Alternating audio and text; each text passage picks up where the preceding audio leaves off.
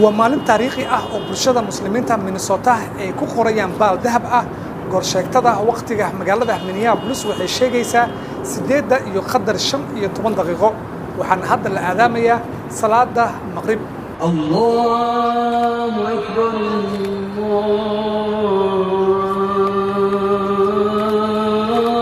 Allahu akbar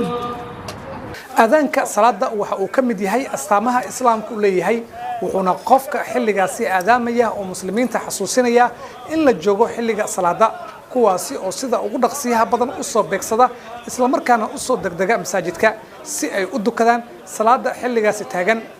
qofka marka uu ku dhasho dal aan islaam ahayn waxa dhagihiisu ay maqlaan aadaanka salaada waana caadi in dadka banaanka maraya iyo kuwa jooga guryaha ay maqlaan aadaanka salaada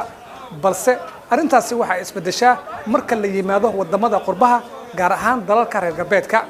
waa kuwan qaar kamid ah muslimiinta ku nool magaalada Minneapolis oo ku faraxsan markii ugu horeysay ee aadaanka salaada ay ka maqlaan masjidka banaankiisa. It was very emotional to first hear the adhan in Minneapolis in the first time, and I don't know what can I say. It's very hard. I felt like I'm home. I'm home. يعني ما أنت درين كنا سيدو يهي إلهي سبحانه وتعالى وبقدر كره يعني تنوى نعمة شعائر مسلم ولا قد حد ميل مجتمع صومالي أي كحوق وين تهاي مقالة أن كحوق وين نمبر بدنا كلنا هاي وأن ما رت أكو بدنا هاي الحمد لله إله ما هاتو نقطة مات إله إسكاله إله سورتي قليا ما هذا إسكاله درين كيجا لما حسابي كرو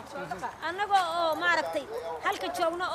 الله أكبر أن مقلنا تكبير أن مقلنا الحمد لله إلهي بنكون مهدا إسكاله haddaba markii ugu horeysay ayaa masjidka Daarul Hijra ee ku yaala xaafadda Cedar ee magaalada Minneapolis inta lagu jiro bisha barakeysan ee Ramadaan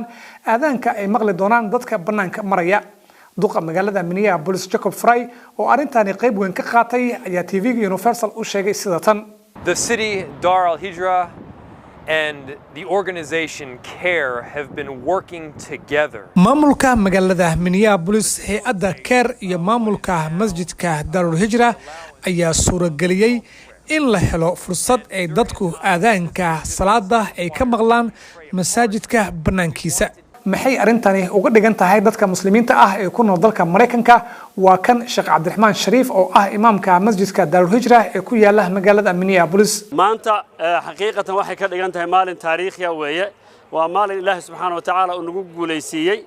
aadaankii in uu kor u baxo oo masaajidka ruufkiisa ama meesha ugu sareysa laga aadaamo oo taqriiban dad aan ku qiyaasayna ilaa 10,000 ay aadaankii maqleen oo dhageystaan marka waa maalin taariikhi waa maalin farxadeed weeye ogolaashahan ayaa yimid kadib markii ururka CARE oo urur u dooda xuquuqda muslimiinta Mareykanka